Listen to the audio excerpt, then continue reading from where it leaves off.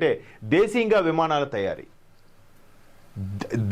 విమానాలు తయారు చేసి తక్కువ ధరకి ఎక్కువ ఇంధనం ఖర్చు అవ్వకుండా ఫ్లైట్ టేక్ ఆఫ్ అయితే ప్రతి ఒక్కరికి అందుబాటులో ధర తీసుకురావచ్చా లేదా? తీసుకురావచ్చు. అది కూడా కెపాసిటీ మ్యాక్సిమం 100-150 సీట్లు పట్టే కెపాసిటీ ఉన్న ఫ్లైట్ అయితే ఇంకా తక్కువ పడుతుందిగా, ఎదగడానికి ఈజీ అవుతుందిగా. కార్గోస్ వాటికి వేరేగా వాడుకుందాం. ఇంటర్నల్గా ఏవైతే రాష్ట్రాల మధ్య లేదా నగరాల మధ్య ఉండేదానికి ఈ విధంగా ఒప్పందం చేయడానికి ఇది ఒక బేజం వేస్తుంది. ఇది ఒకసారి మనం చూడొచ్చు. దేశీయంగా విమానాల తయారీ ఎంబ్రాయర్ అద్వానీ భాగస్వామ్య ఒప్పందం ఎంబ్రాయర్ అదానీ భాగస్వామ్య ఒప్పందం కేంద్ర పౌర విమానయాన మంత్రి రామ్మోహన్ నాయుడు వెల్లడి.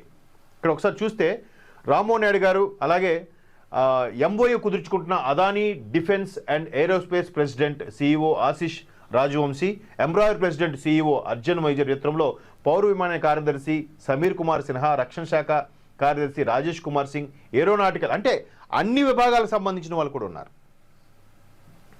దేశంలో అత్యధిక డిమాండ్ ఉన్న 80 నుంచి 150 సీట్ల విమానాలు ఇక్కడే తయారు చేసే వ్యవస్థ ఏర్పాటు కోసం అదానీ గ్రూప్ బ్రెజిల్కి చెందిన ఎంబ్రాయర్ మధ్య అవగాహన కుదుర్చుకుంది.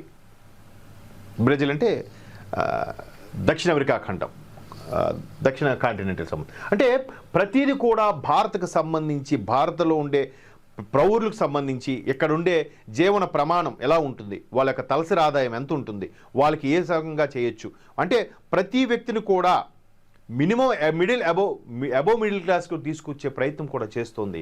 ఇలాంటివన్నీ మనం ఇవన్నీ సామాన్యుడికి తిండి పెడతాయా అనే ధోరణి నుంచి మెల్లమెల్లగా తీసుకోవడం రావడం వల్లే ఈ అభివృద్ధి పరోక్షంగా దానికి లింకప్ అయి ఉంటుందన్నది